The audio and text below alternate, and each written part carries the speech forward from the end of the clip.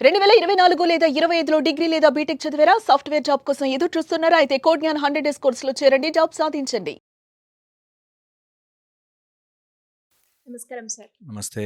Sir, రిలేషన్‌షిప్‌లో ఈ మధ్య కాలంలో మనం చూస్తే ఎక్కువగా చాలా తొందరగానే డివోర్స్, బ్రేకప్స్ మనం వింటూ ఉన్నాం. అండ్ ప్రతి విషయానికి కూడా ఆడపిల్లకి తల్లితో షేర్ చేసుకోవడం మనం చూస్తూ ఉన్నాం. అండ్ ఏ విషయమైనా కూడా రిలేషన్‌షిప్‌లో ఏదైతే జరుగుతూ ఉంటుందో భార్యాభర్తల మధ్య తల్లితోనో, తండ్రితోటో షేర్ చేసుకుంటూ ఉంటారు. అసలు మనం ఒక్కసారి ఆలోచిస్తే తల్లిదండ్రుల ప్రభావం భార్య మీదైనా, భర్త మీదైనా వాళ్ళ రిలేషన్‌షిప్‌లో అనేది ఎంతవరకు ఉండాలి? అలా వాళ్ళ ప్రభావం ఎలాంటి ఎఫెక్ట్‌ని క్రియేట్ చేస్తుందంటారు? చాలా ఇంపార్టెంట్. నేను మాట్లాడే దాంట్లో ఫస్ట్ డిస్క్లైమర్ ఏంటంటే అబ్యూజివ్ అయితే తప్ప, అంటే కొడుతున్నాడు, తాగేసొచ్చి కొడుతున్నాడు, డ్రగ్స్ ఇలా ఉంటే తప్ప జనరల్ రూల్స్ చెప్తున్నా. ఓకే. ఫస్ట్ వచ్చేసి ఒక్కసారి మ్యారేజ్ అయిపోయాక తల్లి తండ్రి కూడా సెకండరీ. ముందు వీళ్ళిద్దరే. వైఫ్ అండ్ హస్బెండ్ మధ్యలో ఏ తల్లి తండ్రి దూరకూడదు. చాలా ఇంపార్టెంట్.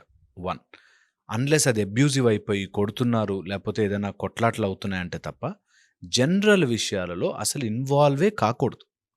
ఓకే. ఏదైనా ఇంట్లో గొడవ జరిగిందంటే నువ్వు తేల్చుకుని ఫోన్ చేయమ్మా, అంతే. అది చాలా ఈజీ అండ్ సింపుల్గా దాన్ని అక్కడితో బ్రేక్ చేయొచ్చు. ఇది 1. సెకండ్, చెప్పుకునే ఆ స్పేస్ ఇవ్వాలి. ఒకవేళ నిజంగా లోపల ప్రాబ్లం అవుతుంది అంటే మా అమ్మ నాన్నకు చెప్తే నన్నే తిడతారు అనేటట్టు కాకుండా ఆ స్పేస్ ఇవ్వాలి.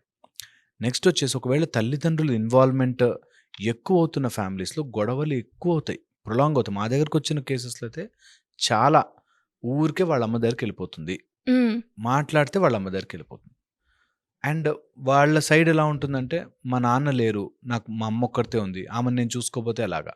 చూసుకోవడానికి మొత్తం వెళ్ళిపోయి వాళ్ళ ఇంట్లో ఉండడానికి కూడా చాలా డిఫరెన్స్ ఉంటుంది. సో ఆ సింపుల్ థింగ్స్ కాంప్లికేట్ అయిపోతాయి.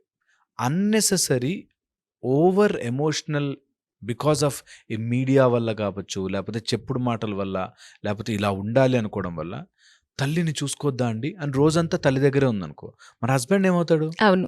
ఆర్ వైఫ్ ఏమవుతుంది? పోనీ హస్బెండే ఎవరైనా అలా చేస్తే, ఇప్పుడు హస్బెండ్ నాకు మా అమ్మ ఇంపార్టెంట్, నేను మా అమ్మ దగ్గరికి వెళ్ళిపోతా అన్నాడు అనుకోండి, అది ఫ్యామిలీలో ప్రాబ్లమే. సో అందుకని ఎప్పుడు కూడా parents are second. First marriage అయిపోతే వీళ్ళిద్దరూ ఒక టీం, అది చాలా ఇంపార్టెంట్. దీంతోపాటు ఎప్పుడైనా అలాంటి కమ్యూనికేషన్ గ్యాప్ వస్తే ఇద్దరిని సాటిస్ఫై చేసే మెథడాలజీ కనుక్కోవాలి. అంటే యూ స్టే నియర్ బై, నేను ఇక్కడ ఉంటాను, మా ఫ్యామిలీ ఉంటుంది, నీకు ఎప్పుడు కావాలన్నా ఐఎమ్ రెడీ టు కమ్. అలాగా మనం ఈజీగా దాన్ని మాడిఫై చేయొచ్చు. ఒకవేళ కలిసి హ్యాపీగా ఒకే చోట ఉండగలిగితే నథింగ్ లైక్ ఇట్. కానీ దూరంగా వెళ్ళిపోయి ఇద్దరు వైఫ్ అండ్ హస్బెండ్ సపరేట్గా ఉండడం స్టార్ట్ చేసిన రోజున అన్ని కాంప్లికేషన్స్ స్టార్ట్ అవుతాయి. So never get separated no matter what. Okay. తర్వాత ఎప్పుడైనా అన్నెసెసరీ సజెషన్ వస్తూ మీ మీ ఆయనతో నువ్వెందుకు అవసరం లేదు, నీకేం కర్మే, అట్లాంటి మాటలు వస్తే అలా అనకు, ఈజ్ మై హస్బెండ్, ఎలాగైనా టుగెదర్ ఉండాలి, మేము వర్కౌట్ చేసుకుంటాం అని చెప్పడం ఒక ఐడియల్ థింగ్. అది చేయగలగాలి. అట్ ద సేమ్ టైం ఇద్దరు అర్థం చేసుకోవాలి. వైఫ్ అండ్ హస్బెండ్ ఇద్దరు కూడా, పేరెంట్స్ ఉంటారు, వాళ్ళ ఇన్వాల్వ్మెంట్ ఉంటుంది, వాళ్ళు మన మంచి కోసం చాలా చెప్తుంటారని. కానీ 99% మా దగ్గరకు వచ్చేవి అంటే ఫైట్ చేసుకునే, గొడవలు చేసుకునే కేసులో మా అమ్మాయి చాలా మంచిది, లేదా మా అబ్బాయి చాలా మంచోడు, ఆమెనే టార్చర్ పెడుతుంది లేదా వాడే టార్చర్ పెడతాడు, ఇదే మైండ్ సెట్తో వస్తారు. ఇంకా మాట్లాడుకునే ఛాన్స్ కూడా ఇవ్వరు. అంటే దాన్ని ఎలా కంక్లూడ్ చేసుకుందాము, ఎలా దాన్ని సెటిల్ చేద్దాము అనే దాంట్లో ఉండరు. నేనింత చేశాను, నేనంత చేశాను, నేనింత చేశాను, నేను చేశాను. నిజంగా అలా చేసేవాళ్ళు ఉంటారు. వేరు మొత్తం డ్రైన్ అవుట్ చేసేసి అన్నీ తీసుకుని, అన్ని హెల్ప్లు తీసుకుని 24 hours వాళ్ళతో ఉండి స్పెండ్ చేయని వాళ్ళు ఉంటారు. ఇలాంటి వాళ్ళకి తల్లిదండ్రుల దగ్గర ఎక్కువ ప్రేమ ఉన్నట్టు కనిపిస్తుంది. మా అమ్మ నాన్న నన్ను బాగా పెంచారు, చాలా బాగా చూసుకున్నారు, ఇతను ఇట్లా చేస్తున్నాడేంటి అనే దాంట్లో ఒక్కసారి ఇలా కంపారిజన్ రాగానే యూ ఫీల్ పేరెంట్స్ దగ్గర ఉండడమే బెటర్, అక్కడికి వెళ్ళిపోతే హ్యాపీగా ఉంటుంది, నన్ను ఎవరు జడ్జి చేయరు అనే దాంట్లోకి వెళ్ళిపోతారు. సో వైఫ్ అండ్ హస్బెండ్ మధ్యలో పేరెంట్స్ ఇన్వాల్వ్మెంట్ షుడ్ బి ఎంత మినిమల్ అయితే అంత బెస్ట్. నెక్స్ట్ వచ్చేసి వైఫ్ అండ్ హస్బెండ్ మధ్యలోకి ఫైనాన్షియల్ ఆఫ్ పేరెంట్స్, అంటే మేము ఆల్రెడీ అమౌంట్ ఇచ్చాము కదా, ఆర్ ఇంకా అమౌంట్ రావాలి కదా అనే దాంట్లో గొడవలు అవుతాయి. డబ్బు వచ్చిన చోట అక్కడంతా గొడవలు. కంపల్సరీగా మనీ మనీ మనీ అనే చోట గొడవలు అవుతుంటాయి. ఈ గొడవలు అయినప్పుడు షుడ్ బి క్లియర్ దట్ నేనింతే, నాకు ఇంతే ఇస్తాను, ఇది ఫినిష్. ఇంక ఎవ్రీడే ప్రాసెస్ లాగా పెట్టుకోకూడదు. End it up. ఓకే. ఇంకా కావాలనుకుంటే పిల్లల కోసం ఇచ్చేసినా పర్లేదు కానీ దాన్ని మీరు ప్రొలాంగ్ చేస్తూ పోకూడదు. ఇవ్వగలను, ఇవ్వలేను అంతే. లేదా ఇస్తానంటే ఇచ్చేసేయాలి. ఆపుకుని ప్రొలాంగ్ చేయడం వల్ల చాలా ఇబ్బందులు అవుతాయి. సో ఇది third and most important point. వీళ్ళిద్దరికీ స్పేస్ ఇచ్చినప్పుడు ఆ స్పేస్లో పేరెంట్స్ టైం ఉండకూడదు. ఇది చాలా చాలా ఇంపార్టెంట్. నువ్వు అడుగు, మీ ఆయన్ని అడుగు అని చెప్తే ఈ అమ్మాయి ఇంటికి వెళ్ళాక 24 hours మా అమ్మని అట్లా అన్నావంట, మా నాన్నని ఇట్లా అన్నావంట, మా నాన్న ఇట్లా అన్నాడు, అమ్మ ఇట్లా అన్నావంట అని వీళ్ళ పర్సనల్ టైంలో తల్లిదండ్రులు ప్రత్యక్షంగా లేకపోయినా మాటల ద్వారా తల్లిదండ్రులే వస్తారు. మీ అమ్మ ఏం చేసింది, మీ అమ్మ ఏం చేసింది. ఈ రెండు డిస్కషన్ వచ్చినప్పుడు ఏదోసారి మీ వాళ్ళు అలా చేయలేదా అని వస్తుంది, మా వాళ్ళని అంటావా అని గొడవలు స్టార్ట్ అవుతాయి. నీకు మా అమ్మ నాన్న ఇంపార్టెంట్ కాదా, నాకు మా అమ్మ నాన్న ఇంపార్టెంట్ కాదా. ఎప్పుడు ఇది వచ్చినా సరే నేను 100% చెప్తాను, డైరెక్ట్గా చెప్పలేం కానీ మీరు ఎంత తల్లిదండ్రులు ఎంత గొప్పవాళ్ళైనా సరే మీ ఇద్దరు మ్యారేజ్ చేసుకున్నాక యూ బోత్ ఆర్ టుగెదర్. ఇందులోకి మీ ఇద్దరి మధ్యలోకి వాళ్ళ డిస్కషన్స్, నువ్వు మా అమ్మ నాన్న ఎంత మెచ్చుకోవాలి, నువ్వు మా అమ్మ నాన్న ఎంత గొప్పగా చూడాలి, ఇలాంటి డిస్కషన్స్ రాకూడదు. చాలా చాలా అనర్థాలకు దారితీస్తుంది. చాలా అనర్థాలు. పేరెంట్స్ కూడా అది ఎక్స్పెక్ట్ చేయకూడదు. నేను చూశాను ఒక లేడీని, కోడలు అనగానే ఆమె అట్లాగే ఉండాలి, మా వాడు అట్లాగే చూడాలి, రోజు ఆయన తిన్నాకనే, ఆయన ప్లేట్ కడిగేసినాకనే నువ్వు తినాలి, ఈ టైప్లో పిచ్చి రూల్స్ అన్నీ పెట్టి మొత్తం అంతా స్పాయిల్ చేస్తారు. ఆ మాత్రం ఉండద్దా, ఆ మాత్రం ఉండద్దా, ఆ మాత్రం ఉండద్దా అని చెప్పి లేనిపోయి ఇది మా ఆచారం, ఇది మా కల్చర్ అని ఏదో చెప్తారు. అసలు ఉండదు, అసలు నిజంగా ఆచారం ఉండదు, ఏముండదు, కానీ అట్లా చెప్తారు, మా ఆయన తిన్నాకే తినాలి నువ్వు. ఈ టైప్లో చెప్పేవాళ్ళు నిజంగా అలాంటి తల్లి అలాంటి తండ్రి ఉంటే పిల్లల బ్రతుకులు నాశనం అయిపోతాయి. నిజంగా మధ్యలోకి దూరి ఏమో అన్నెసెసరీ రూల్స్ అన్నీ చెప్పి చెప్పొద్దా చెప్పొద్దా చెప్పొద్దా అంటూ అన్నెసెసరీవి వాళ్ళ మధ్యలో గొడవలు అవుతున్నాయని తెలుసు కూడా మళ్ళీ బయటకు మాత్రం నేనెంత ప్రేమగా ఉన్నాను, మీరిద్దరూ మాకు 2 కళ్ళు లాంటి వాళ్ళు, మీకోసమే కాదు మేము బతికేది అంటారు. ఆ గొడవని అర్థం చేసుకుని పేరెంట్స్ స్లోగా లెట్ దెమ్, వాళ్ళు ఒక సర్వైవల్లోకి వెళ్తున్నారు, లెట్ దెమ్ సర్వైవ్, ఏమన్నా కావాలంటే మనం సపోర్ట్ ఉంటాము అనేది చాలా చాలా ఇంపార్టెంట్.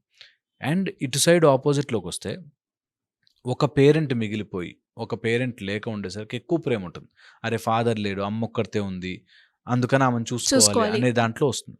ఆ మోడ్లో ఉండడం చాలా మంచి అలవాటే, బట్ కానీ అది నీ at the cost of your husband అయిపోయి, నీ ఫ్యామిలీ అయిపోయి, స్ప్లిట్ అయిపోయేలా రాకూడదు. అవును. ఓకే. సో అందుకని దాని బెస్ట్ సొల్యూషన్ ప్రాబ్లమ్స్, అందుకే మనకి ధర్మ సందేహాలు అంటారు.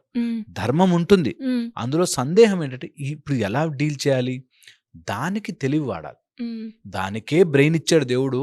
దేనికి నీకు ఇంటెలిజెన్స్ ఇచ్చాడంటే ఎంత ట్రై చేసినా ఒక ధర్మ సందేహం వస్తుంది, ఎంత ట్రై చేసినా. అండ్ అందులోంచి మనం ఎలా సార్ ఇప్పుడు ప్రాబ్లం మీరు అన్నట్టుగానే రిలేషన్షిప్లో అయినా లేదంటే చదువు విషయంలో అయినా డైలమా అంటే Absolutely. అసలు ఇది ఇటా ఇది వెళ్ళాలా అటు వెళ్ళాలా, ఇది కరెక్టా అది రాంగా, ఇది ఉంది చూడండి సార్, ఎలా మనం డీల్ చేయాలి, ఎలా ముందుకెళ్ళాలి? ఈజీగా చెప్తాను, సింపుల్ పాయింట్. ఫస్ట్ వచ్చేసి ఏ డెసిషన్ తీసుకున్నా కాన్సిక్వెన్స్ ఉంటుంది. ఇదే అదా ఏదైనా తీసుకున్నా ఒక దానికి తగ్గ ప్రైస్ పే చేయాలి. సపోజ్ నువ్వు అమ్మ వద్దు, నేను ఓన్లీ నా మొగుడుతో ఉంటాను అనుకున్నావు అనుకో, దీనికి తగ్గ ప్రైజ్ అమ్మ పే చేయాలి. నువ్వు లేదు నాకు మొగుడు ఏమైపోయినా పని, నా తల్లి నన్ను కన్నది, నా తల్లి ముఖ్యం అని వెళ్ళావు అనుకో, నీకు దాని కాన్సిక్వెన్సెస్ ఉంటాయి. సో అందుకని రెండిట్లో బెస్ట్ సొల్యూషన్ ఏరుకోవడం రావాలి. ఇది ఫ్యామిలీ కాబట్టి తెంచుకోలేం. ఇప్పుడు జాబ్ అనుకో, ఈ జాబ్ పోతే ఇంకో జాబ్ అనుకోవచ్చు. అదే ఫ్యామిలీలో తల్లి హస్బెండ్ ఈ మధ్యలో వచ్చిన చోట, నేను అందుకే మనకేం చెప్తారంటే మంగళకరము అంటారు. మంగళకరం ఏంటంటే అసలు ఈ గొడవ రాకుండా ఉండడం. నిజంగా తల్లి ముఖ్యమా నీకు మొగుడు ముఖ్యమా అనే స్టేజ్ ఎవ్వరికీ రాకూడదు. నీకు ఈ కన్ను ముఖ్యమా ఈ కన్ను ముఖ్యమా అనే స్టేజ్ ఏ మనిషికి రాకూడదు. అందుకే మనకి పూజలు చేయి, వ్రతాలు చేయి, నోములు చేయి, లేకపోతే దేవుడి దండం పెట్టుకో. ఎందుకంటారు తెలుసా, ఇలాంటి సందిగ్ధంలో వచ్చి రాకూడదు అని. ఏదో ఫంక్షన్లో ఒకసారి వాళ్ళ మామని ఏదో మాటలో మాట ఏదో మీరు లాస్ట్ టైం అట్లా ఇయ్యలే కదా మేము వచ్చినప్పుడు అన్నాడు. వాళ్ళ నాన్న కూడా ఆవేశంగా తీసుకున్నాడు. ఇప్పుడు ఫాదర్కి అల్లుడికి పడట్లేదు. వీళ్ళిద్దరి మధ్యలో అమ్మాయి నలిగిపోతుంది. నేనేం చెప్పాలి. అలాంటి సిచ్యువేషన్ రాకుండడానికే మనకి మంగళకరమైనవి జరగాలి అంటే దేవుడు భక్తి ఆరాధన అది రావాలని కోరుకో. ఒకవేళ వచ్చిందనుకో, what best solution in your mind చేయాలో చేయాలి. It's very big complicated thing. మీరు సింపుల్ నేను చెప్తున్నదా, డాగ్ కోసం చిన్నప్పటి నుంచి పెంచుకున్న కుక్క, డాగ్ కోసం ట్రూ నేను ఎన్ని చూశాను అట్లా. ఇలా నేను చిన్నప్పటి నుంచి సైలెంట్గా ఉండడం ఇష్టం, వాళ్ళ ఇంట్లో అందరూ ఈ టైప్లో ఉంటాయి గొడవలు. సో దాన్ని ఎంత త్వరగా మనం అర్థం చేసుకుంటే అంత బాగుంటుంది. దాన్ని ప్రొలాంగ్ చేసుకోకుండా సాల్వ్ చేసుకోవాలి. Hope this helps. True sir. Thank you so much. Suman టీవీలో మీ పర్సనల్ అండ్ బిజినెస్ ప్రమోషన్స్ కోసం కింది నెంబర్కి కాంటాక్ట్ చేయండి.